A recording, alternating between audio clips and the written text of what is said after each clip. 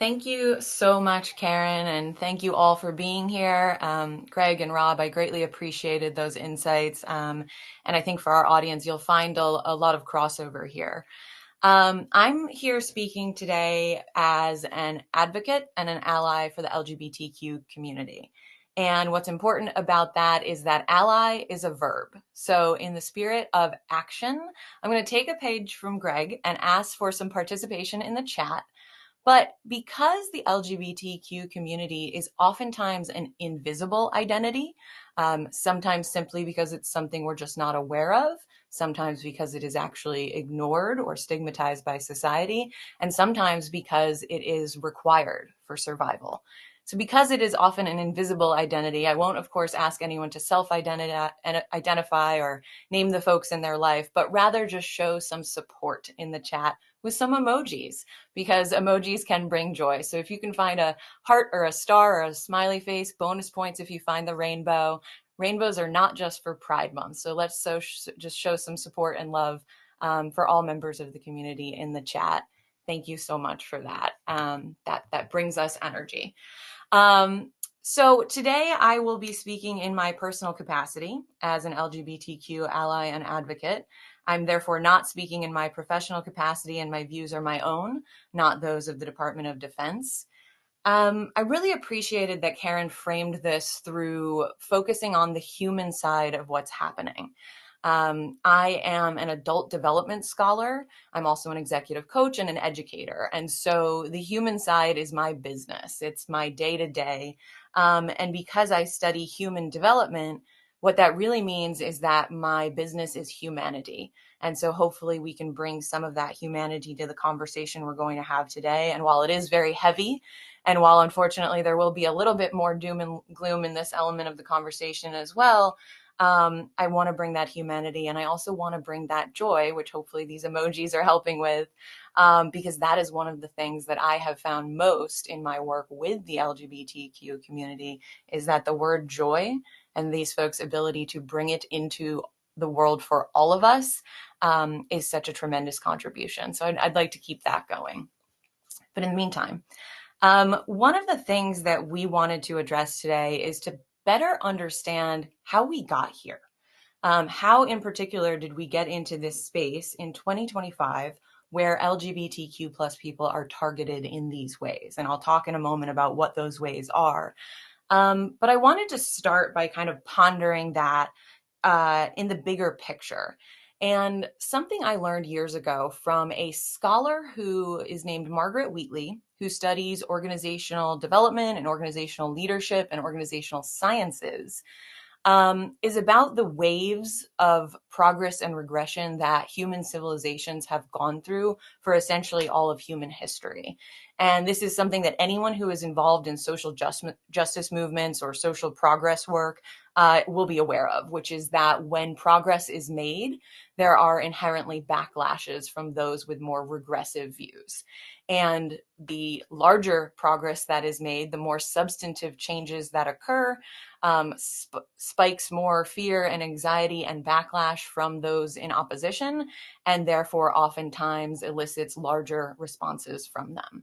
And because this is a reality of human nature, it is something that has occurred as a pattern in human civilization over and over and over again. And Margaret Wheatley, some of her recent work was a book called Who Do We Choose to Be in 2017, and another called Restoring Sanity in 2024. And in both of them, it was about helping us make sense of that and helping us figure out what our role is going to be when we are living in a period of time where we have made so much wonderful progress, but that inherently means we are also going to live with the backlash, and at times those waves are going to be bigger and stronger. And I think that's what we've been seeing in recent months. And here's the real doom and gloom to that. Oftentimes throughout human history, based on this research, it has resulted in the collapse of civilizations because the fight has become so substantive that it has degraded human ability to continue moving forward in any way.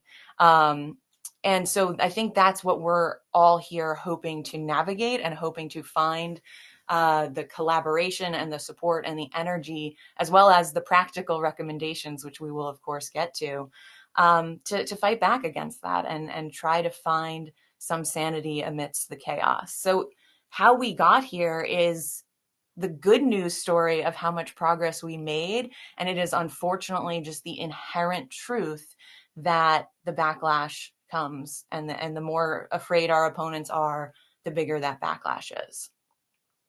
So what is actually happening, right? So let's look a little bit about some of these orders that specifically have been executed and which stakeholder groups are affected and how they're affected. But one thing that I want to keep in mind is that some of these things are official mandates that are in writing as executive orders or other policy changes. But many other of these things are the implications of those orders, or they are the interpretations that folks are making of those orders, or they are simply the inherent fear and anxiety and worry, and sometimes even just the rumor mill, while we're all trying to make sense of and cope with that. And so it will be important for all of you within your respective organizations to understand what is it that you're actually dealing with when you're doing decision making around how to deal with policy changes, as well as what risk you're willing to take. So understanding, is this something that is law? Is this something that is a law that is in place but currently being fought? Because obviously there's a variety of lawsuits and other activities right now. Or is it something that has to do with how we in society are interpreting it, how my industry or sector is interpreting it, how this organization or me as a leader is interpreting it? So understanding and sorting that through in and of itself is one of the pieces that has to occur. But in terms of some of the things that are in policy that are currently adversely affecting LGBTQ plus individuals, things like restrictions on federal gender markers on official documentation like passports. This is going to negatively impact a person's ability to engage in a wide variety of activities for which official documentation is required, and is going to result in people not being able to do that with their actual gender identity intact. The military ban on transgender folks is something I'm sure we're all familiar with, and our prior speakers touched on that briefly. That will not only impact those transgender individuals, but also every single individual with whom they serve, the units and teams that they contribute to, their broader services, and our entire military and national security apparatus will be adversely impacted by the vast amount of expertise and capability that we will lose with those folks. And even if that is in fact reversed, we have already lost some and probably will continue. And you also have to think about the major impacts on recruiting, in terms of whether individuals themselves or their families are willing to support them coming into an organization that has operated in this way, regardless of whether those potential recruits are members of the community or not. Funding for reproductive health organizations worldwide are being impacted by that. That will, of course, have an impact on all people, all women and girls, and then disproportionately, in particular, LGBTQ individuals. Similarly, the prevention of gender affirming care, things provided to people under the age of 19 being prohibited, and organizations that provide care or do medical research that are being adversely impacted by that will prevent them from being able to do that research, that education, or provide that care. So farther reaching effects, again, than just the individuals who can't get the care, but really our entire medical institutions are going to be degraded in their ability to operate in the way that they have and be effective for all of their patients. And then in the education space, which this piece is near and dear to my heart, basically attempts to dictate what folks can read, learn, say, or who they can be within educational spaces or adjacent to educational spaces, even as going as far as encouraging criminal prosecutions of teachers who affirm LGBTQ students. We have experienced violations of academic freedom. We have experienced and are experiencing censorship. And I would say further, for myself as an educator and many of the folks I work with, damages to our own professional and intellectual integrity, which goes even deeper than those issues of academic freedom and censorship, and is certainly much longer lasting and impacts all of us, not just those who are members of the community or who work specifically with the community. We have seen vast censorship, in particular in the professional military education environment, and that started as early as late January, and we are now seeing that spread to civilian institutions too. And so the old adage is true. They may have come for other groups first, but they're coming for yours next if they haven't gotten there already. And so education is one of the, I think, biggest examples of that, where that's coming to fruition in very clear ways.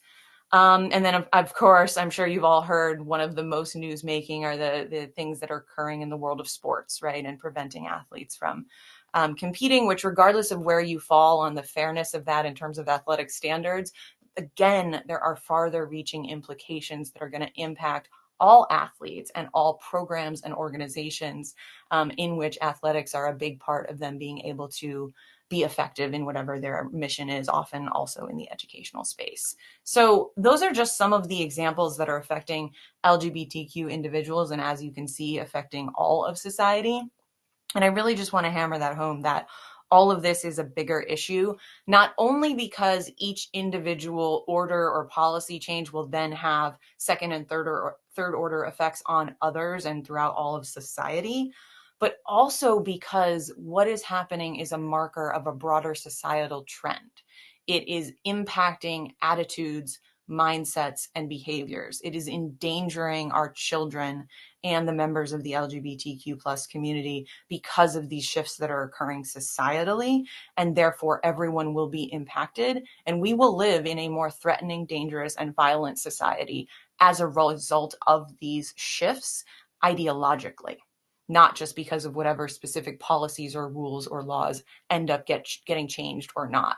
And I really kind of harp on that point also because even if we find that these lawsuits win and that certain things get reversed and we go back to, quote, a state of some normalcy of what it was like before on some of these specific issues, these changes will still have far-reaching impacts that will last. The side effects of this aren't simply going to go away, even if we have what we might call a best case scenario of some of these problematic policies being reversed. So keeping in mind that we're going to have to deal with the after effects of this for longer, I think is also relevant to our conversation.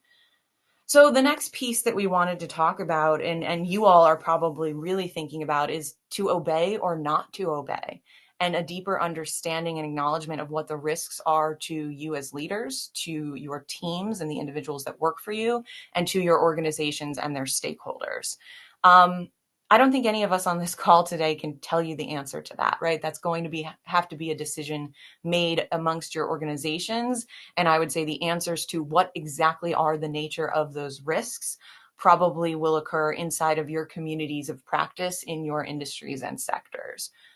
What I would like to encourage you to think about is that even before asking yourselves what you should do in light of policy changes and what shifts, if any, you should make inside of your organization, I'd ask you to ask yourself the question, what you're willing to stand for.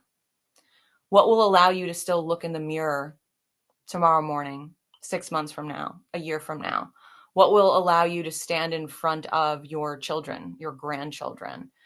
How far can you, as an individual, as an organization, comply and acquiesce before you break? And whether that breaking is an internal moral experience, whether that breaking is relationships and support networks, or whether that breaking is the ability for your organizations to actually operate effectively. How far can we go? So I would ask you to ask yourself that first, and then bring it into the more pragmatic conversations, which I know you are all having around what do we actually do. As a steward of your organization, what do you want your organization to stand for?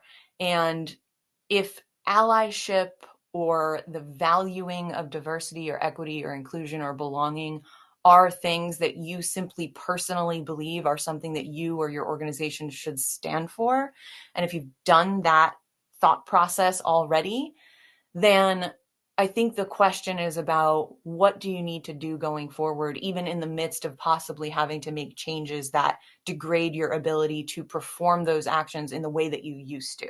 And so even if you find inside your organization that you have no choice but to pull back on some things or to change the language on some things, what are the new creative options you have available to you to still demonstrate your allyship? Because as far as I know, humanity has not yet been banned. And so what can you do to demonstrate that? I think if you haven't yet done that introspection, then you may not actually yet be ready to determine next steps. So I would encourage starting there. I will try to offer some practical recommendations. One is to remember something I started with, which is that some of these identities are invisible for different reasons. So you may or may not know the people on your teams who are being impacted or why or how.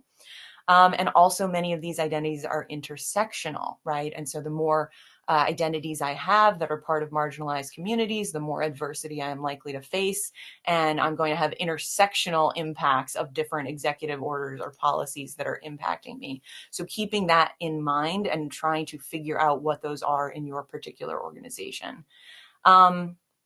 Again, even within the constraints or the changes you might have to make, where do you have options in your organization, or just you as an individual, as a steward of your organization, for communicating your values, for communicating your ideals, and the fact that you do want to stand in allyship? I recently had the pleasure of speaking with Steve Yacovelli, who is known as the gay leadership dude, and he's an organizational consultant and a coach.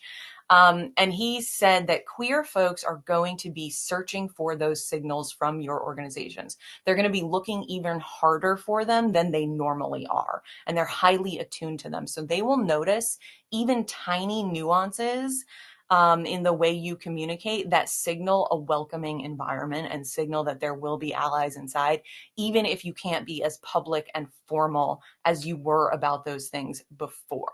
And they will notice the organizations who signal those more than those who don't, or as much as those who don't, right? And they will decide accordingly who they want to work with, buy from, etc.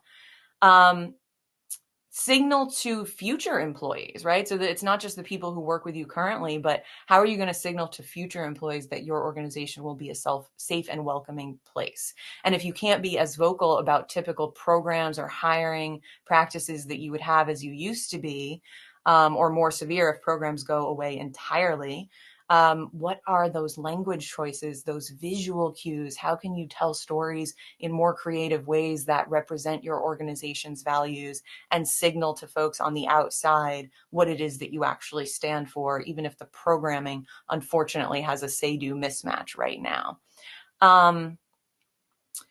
Think also about all the folks that are leaving their organizations. The federal government is one example where civilian employees are maybe losing their jobs or maybe leaving voluntarily because the values being put in place are at odds with their own personal values.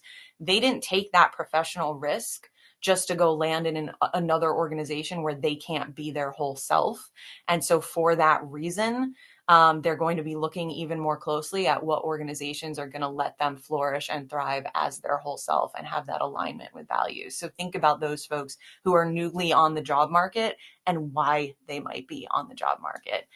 And then the last piece, when I started this segment, I kind of asked you to show your allyship, to show your action, but also to do some self-reflection and introspection to truly understand where you're at individually before moving forward.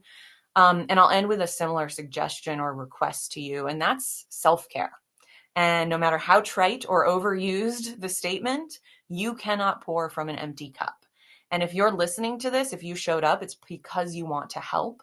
You want to do the work. You want to show up. And that means this is going to take a toll on you as well.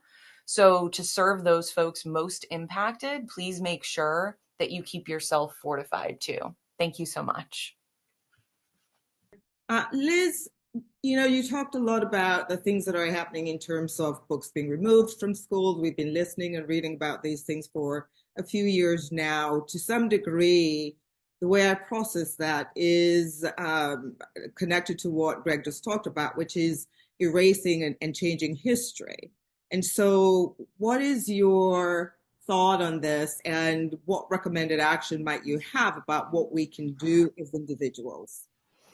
That's an awesome question. It is absolutely erasure of individuals with marginalized identities. It is a whitewashing of history. I will be very clear. It is actively racist, sexist, homophobic, and transphobic. This censorship is occurring. If you haven't seen what just happened this week with references to the Underground Railroad, I would look that up. So what I have seen people doing is simply sharing the truth. People who have expertise in these areas, people who have information that they can share via every possible channel and outlet where you can publicly share with anyone from one person to thousands of people. One thing to be wary of is there are artificial intelligence bots that are programmed to take content down, especially for major content producers who are known experts in the field, who are known to have been trying to put this truth out there. So what folks are doing are reposting it on basically lesser known people's feeds, where the AI bots will take longer to find them and try to delete their content. So just put it out there, share it with everyone that you can, find those elements that are being erased. And even that, as much as this is doom and gloom, you can do that with joy, because it is in fact about celebrating accomplishments of amazing people. So bring some joy into it and spread the word as much as you can. Thanks for that, Karen.